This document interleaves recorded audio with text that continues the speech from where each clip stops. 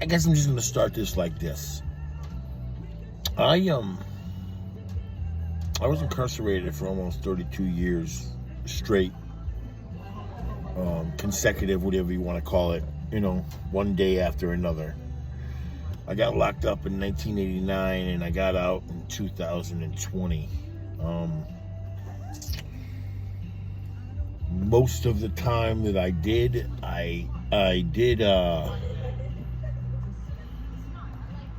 because of crimes that I committed while I was incarcerated. Now, I went in when I was 16. I got out when I was 47. The reason why I'm talking about this now is I've been out coming up on 3 years. So I have a little bit better of an understanding as to what the fuck is going on in my life and who the fuck I am and where I want to go with it. What I want to do with my life. At least I think. The problem for me is, and I don't know who else experiences this. I don't know who else ever thinks about this. I don't know if there's anybody out there that feels the way I feel, but I think I'm going to start posting every day a diary. And I'm going to start talking about exactly how I feel. Because I can't seem to find or get or locate or understand how I can better myself sometimes, or where I can go to talk to people that are like me. Because there's not a lot of people that are like me. There's a lot of people that have been incarcerated, and I will always have a connection to every single person who's ever been incarcerated. Because if you've been incarcerated for a day or 100 years, at least you understand what it is to go through that process. Now, that being said, I gotta be truthful with everybody, and I'm gonna have a hard time sometimes with people who did 3 days in a drunk take and they want to compare their story to mine. I'm not taking anything against yours, but I'm just saying I got a lot to say. I got a lot of opinions. I have a lot of opinions about myself. I have a lot of opinions about life. And it's been really, really hard. Now, I'm a little bit fortunate than some people.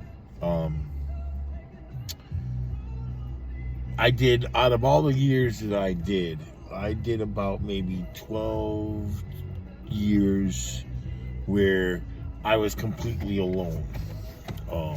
No mother, no father, no sister, no anybody, no family. Periodically here and there, but for the most part I was on my own because, my family back then was mad at me. They were mad at me for what I did. I don't know what it was. I don't want to put words in anybody's mouth. I had a baby sister that was 5 years old when I went to jail. And to be perfectly honest with you, I understand completely why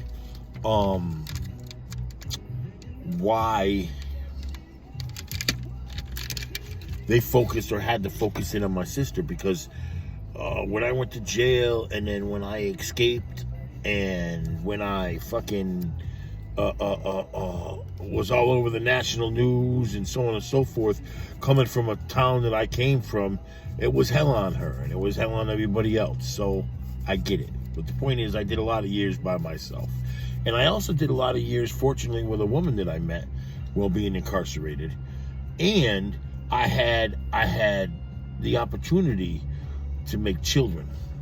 So my entire life hasn't just been for nothing. I have accomplishments, even though sometimes I tell myself I don't, because sometimes I guess I don't realize how blessed and cursed I've been. And I guess that's because I've experienced so much bad that it's really hard for me to enjoy the good. And I do love my children so very much. I was fortunate to meet a woman who's the greatest woman ever, and she did over 20 years with me. And that's tough, 20 years straight. And I know when this gets out and people start commenting and all that, because people are fucking ignorant. People are going to be like, oh yeah, she did 20 years with you. I wonder what she was doing when you were incarcerated. I don't give a fuck. She did 20 years with me. She's a fucking gangster. That's a woman who That's a woman who, no matter what happened, once we got our life together, once we decided that this is what we were going to do, she'd follow me to the depths of hell and back again. So you can't get loyalty like that. So there's nothing that anybody in the world could ever say to me about my wife or about my family. Because my wife and kids, they've been through a lot with me. So I go on this thing and I say all this because I'm just kind of ranting, and this is what they want me to do. Perfectly honest with you, I've got a story. I've got a story to tell, and I've got a lot of shit to say. And I've got a lot of opinions about the way the world is, and I got a lot of opinions the way that they handle us in the DOC. You know, the way that they so-called talk about rehabilitating us and do this and do that. I want the world to really truly see how fucked up a person can be. Now, I'm not saying I'm this fucking person that can't walk around and exist, because I can, and I can make myself something, but it's hard. The mental health issues that I've been, the mental health issues that I have that have been caused not by birth. You know, I have some mental health issues, and we all do, that we experienced because we were born with them, because they were hereditary. I'm talking about trauma type of mental health issues. PTSD, which now they call PTSD, but, you know, it was at one time they used to call people shell-shocked and put them in insane asylums and torture them. Fortunately, now they recognize that there's problems, but PTSD is a real thing.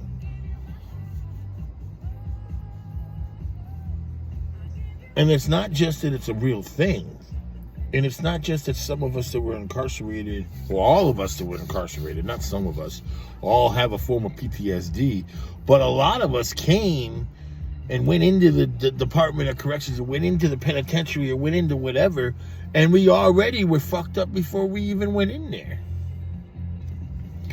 So we went in there fucked up behind shit that happened to us when we were kids, you know, teenagers, adults. Numerous different things bring people into prison. But to compact that type of treatment, to compact the mental health of, I smoke a lot of weed. And in fact, if y'all are watching, I just rolled myself a blunt. I smoke, I probably smoke, I don't know, about 1.5 ounces a week. I take probably about 600 milligrams of edibles a day.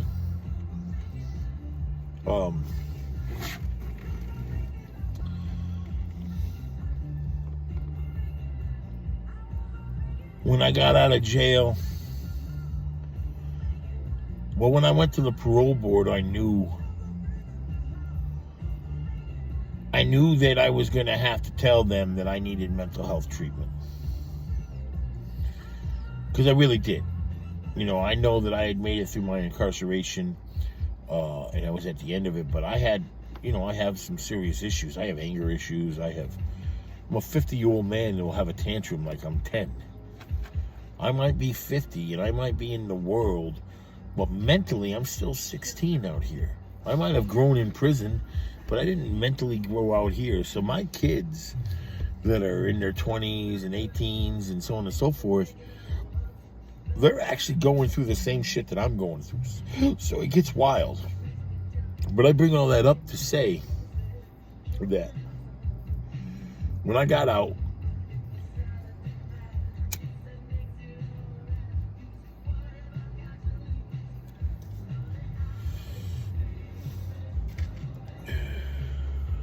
that is like the greatest fucking thing ever. So when I got out,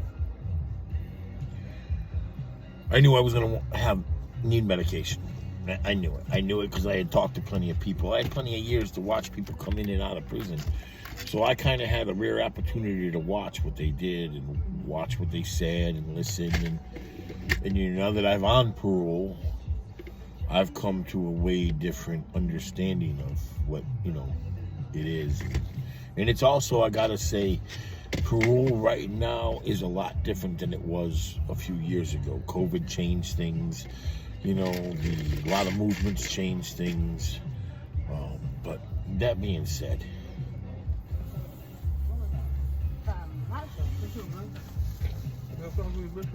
no, thank you, brother. I appreciate it, man. You guys be safe. Have a good night. People on the street bumming. When I first got out, I used to give a lot of money to the homeless and the bums because I kind of get it. Felt bad, but I had to stop that because I noticed that it, you know, some of these people, they shouldn't be homeless. They don't have an issue. They're doing it for money. Like I see teenage kids like dressed with Jordans and all this shit on, and they're begging for change. And I go, well, what the fuck? What are you kidding me? You're wearing a pair of shoes that cost $300, and you got an iPhone. I know what an iPhone costs. I got one. An iPhone ain't an Obama phone. Believe me, Obama phones don't look like fucking iPhones. So they can say all they want. Anyways, I'm not going to even get into that right now. That pisses me off sometimes because they bother you even when you're like, yo, leave me alone. I got to turn that light off. I can't take it. I'm just sitting here. So I just lost my track of thought, and that's going to happen a lot in everything that I make. And maybe somebody out there is listening to me, maybe somebody's not. I don't really give a fuck. I just want to talk. I want to be heard. I got something to say too. I know a lot. Awful lot too. But I know a lot about fuck. I know a lot about the Department of Corrections. I know a lot about what happens to the people that are in the Department of Corrections. I know a lot about what it feels like to be in there, what it feels like. Hold on, guys, I gotta pause for a minute. I got an order.